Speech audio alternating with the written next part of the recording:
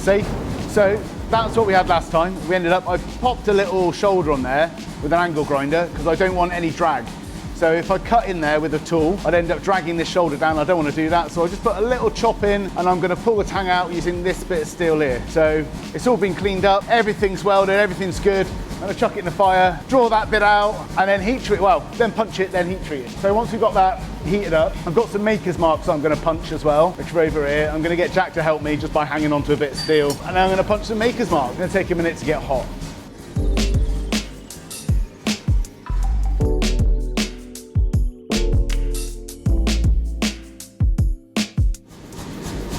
So the bit I need hot is hot. I'm just going to start drawing that tang out and then I might go in and drill a little squish down and then draw the tang out a bit more backwards and forwards for a few seconds.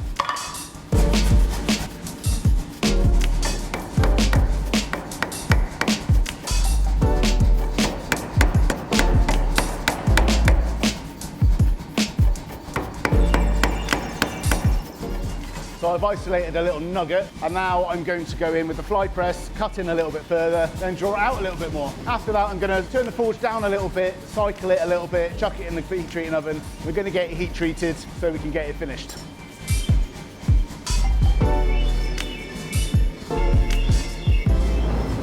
how do you know if that's ready to go then? Basically when it's toasty. You use different temperatures for different things. So like if it's a forging heat, you want it fairly warm. It depends on which steel it is. But if it's a finishing heat or a thermal cycling heat or something like that, you want a different temperature, which you tend to look at by colour. So this is a forging heat, so I want it quite warm. Otherwise you risk screwing up the material. And you can see there, I'm just going to do it little by little because I don't want to gall it. And galling is where you start to fold the material back in on itself. And if I went really, really far in and then forged it, the material will push itself back towards and I'll end up with a cold shut or a gall, which is when there's scales stuck in between the layers. Oh, coffee, lifeblood.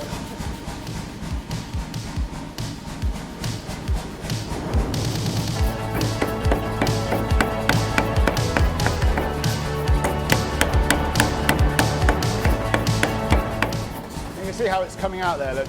Just little by little, and it's just isolating that tiny little bit and drawing that out. I'm going to do one more little heat on the fly press, then I'm going to pop the shoulders back in again, I'm going to put a taper on it, and that should be almost it. I just want enough material around the edge so that the handle will sit there and be nice and strong, basically. Then thermal cycles to refine the grain structure because we've been hot for ages, and then into heat treat basically. It would be nice to anneal it in between, but I'm not going to wait several hours for it to cool down. So.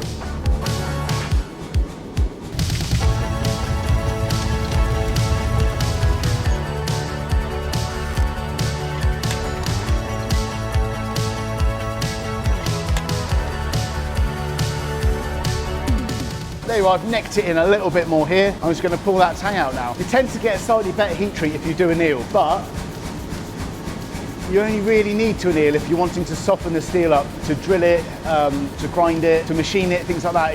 If you can do several different types of anneal. You can do a sort of fairly bog standard anneal, which is it's cooling slowly basically. If you cool it really, really, really slowly, you get a spheroidized anneal, which is a much softer structure. It's much softer carbides and it's a bigger, like spheroidized carbides, I think, which makes it much easier to machine. But I don't machine my knives, so I just grind them.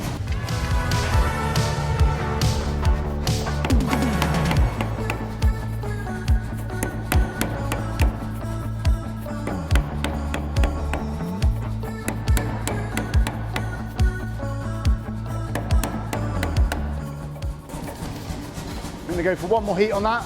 I'm just going to pop them out a tiny bit more.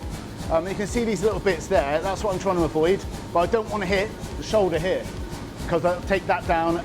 Once you've marked that, what I've done is I've isolated a big chunk of material, which is going to be the bolster, which is nice. Now if I start to dink it in with a power hammer, that won't be so nice. So I just need to keep that bit clean, hence the little cuts to start with, hence going slowly in between the two bits. And it should do the job well, he says, touch wood.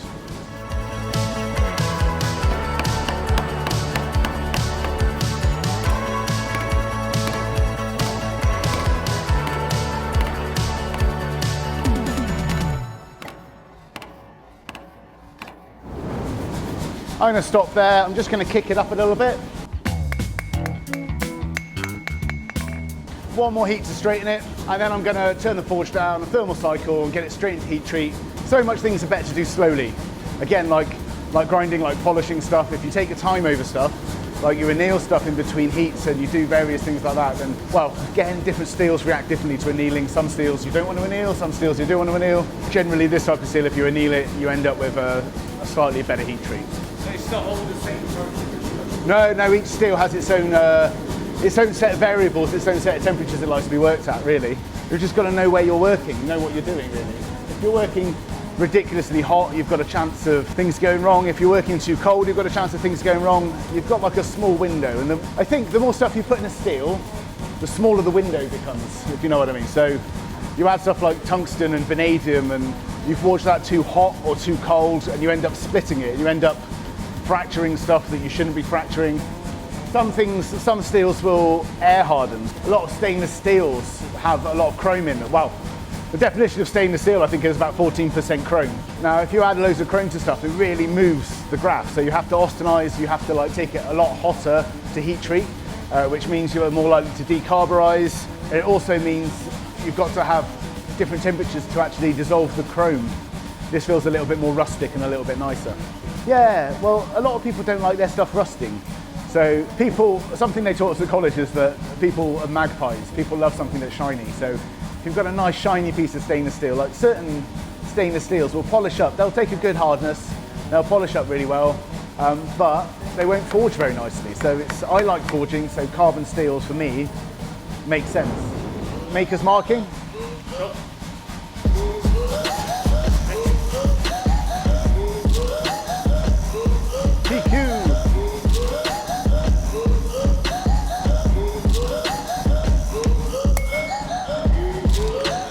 I've got a bunch of emojis at the moment for my maker's marks because I'm a bit of a geek. I quite like the fact it's like a take on sort of modern pictorial language, very similar to old school kanji, which is a very traditional thing to have on the back of a kitchen knife or the back of a sword or something like that, which is a pictorial representation, but it's Japanese. These are also a pictorial representation and they're Japanese, so it's just more modern.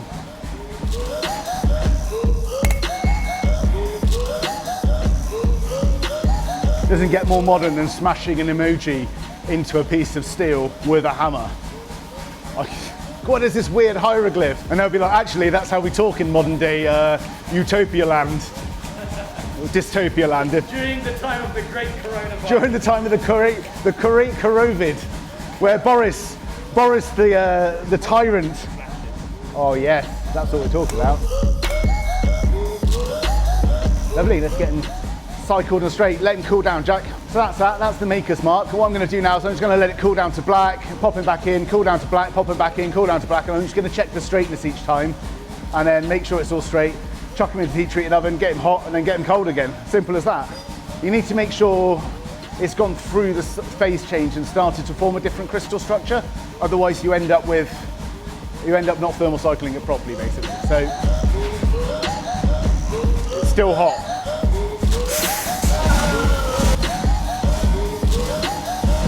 Yeah, you just have to let it cool down. It doesn't take long because it's thin.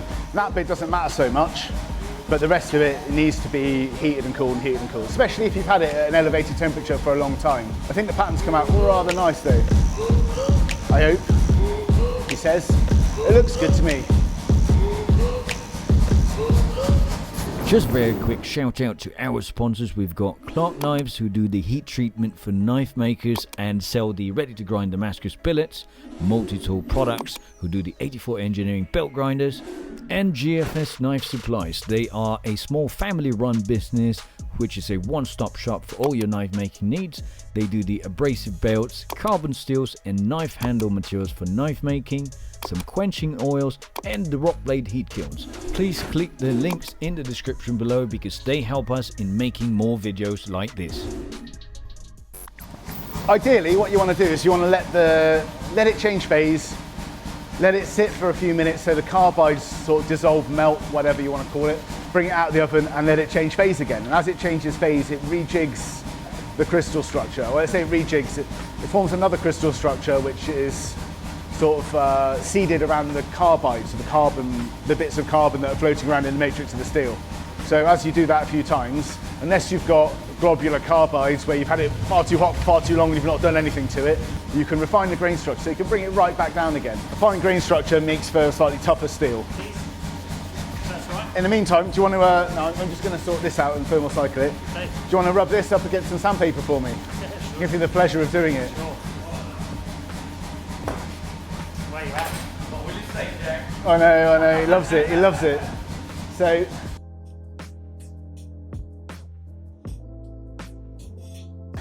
really, really flat bevel up to the edge, and that flat bevel up to the edge is really nice to polish. You can have radius bevels and rounded bevels, but you need to shape the stones to match the bevel then, so you get a nice even finish. What I'd really like to do is go from a sort of like fairly coarse belt finish through the flattening process very quickly. And at the moment, I mean, I've taken one of these knives, so the knife that Jack's about to finish came off the 60 grit yesterday, and it was flat, but it's not flat. So I've just dug out all of the 60 grit scratches. So we're just trying to keep these bevels super flat.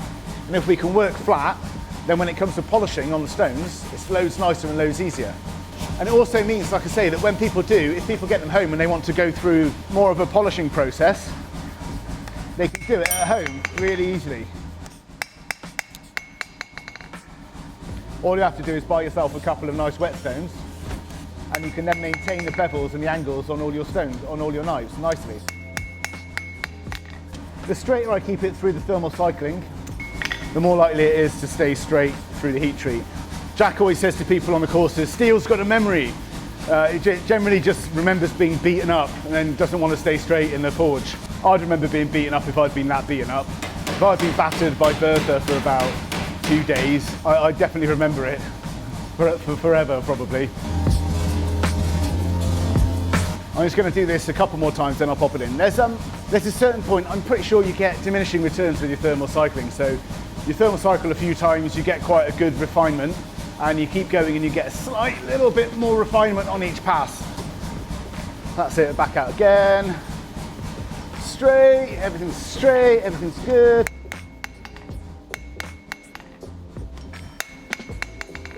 I'm going to go for one more time, then I'm going to pop them in the heat treating oven. Now usually, again, I would anneal this. I'd get a file in on all of these shoulders to make sure they're really nice and square. But because we're going to rush through it a little bit, I'll do it with a grinder in a bit, which is a little bit more difficult to get square. Files, again, a little bit slower, a little bit more controlled, but we'll get it done today, for sure. It'll be finished.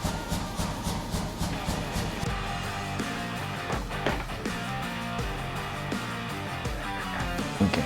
Used to That's better, Jack. Loving your work.